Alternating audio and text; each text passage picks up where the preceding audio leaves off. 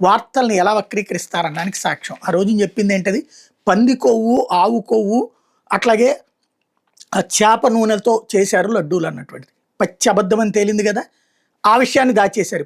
ఇప్పుడు ఆ 5 ఏళ్లలో వీళ్ళ దగ్గర ఆవులు లేవు, పాలు లేవు, కానీ కల్తీ తయారు చేశారని మేము నమ్ముతున్నామని చెప్పింది సిబిఐ. రైట్, అది కూడా తప్పే. కానీ ఇందులో రాజకీయం ఉందా? జగన్ చేసేసాడు, తిరుపతి సుబ్బారెడ్డి చేసేసాడు, లేకపోతే గనక కరుణాకర్ రెడ్డి చేసేసాడు, ధర్మారెడ్డి చేసేసాడు. మరి వాళ్ళు ఎవరిని ఎఫ్ఐఆర్లో పెట్టలేదే. అప్పన్న వాళ్ళ దగ్గర డబ్బులు తీసుకున్నాడని మాత్రం ఉంది. ఇది ఓవరాల్గా జరిగింది. అంటే కల్తీ లడ్డు అన్నటువంటిది ప్రజల్ని ఎవరు మోసం చేసినట్టు.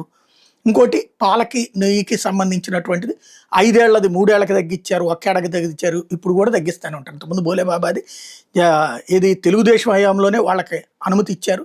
ఆ తర్వాత జగన్ వచ్చాక బ్యాన్ పెట్టాడు.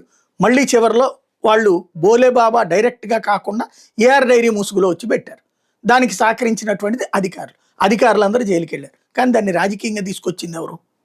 ఇక్కడ ప్రభుత్వం. స్వయంగా చంద్రబాబు గారే పంది కొవ్వు, ఆవు కొవ్వు అంటే ఎంత సెంటిమెంట్లు హర్ట్ అయినాయి.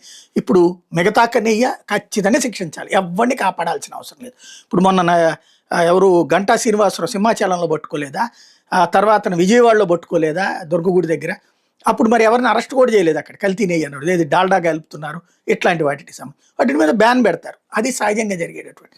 ఇక్కడ ఈ 68 లక్షల కిలోలు అవునా కాదా అన్నది రేపు కోర్టులో తేలాలి. అది కూడా ఎందుకంటే వాళ్ళకి నెయ్యి ఉత్పత్తి చేసే సామర్థ్యం ఉంది, కానీ ఆవులు లేకుండా నెయ్యి ఎక్కడి నుంచి సేకరిస్తారంటే వాళ్ళ నుంచి సేకరించాలి. అలా సేకరించారా కల్తీ నెయ్యేనా? ఇది ఖచ్చితంగా కింద నిరూపించాల్సిన బాధ్యత సిబిఐ మీద. ఇది తొందరగా ట్రయల్ పూర్తయ్యి అది కూడా తేలాలి ఖచ్చితంగా. ఒకటి, దేవుడి సమక్షంలో తప్పు చేయడం అసాధ్యం, చేసిన వాడు ఖచ్చితంగా శిక్షించబడతాడు, వాడు పాపాత్ముడే అవుతాడు. కానీ దాన్ని రాజకీయంగా వాడుకున్నటువంటి వాళ్ళు ఏమవుతారు అన్నదే తేలాల్సి ఉంది. ఇకపోతే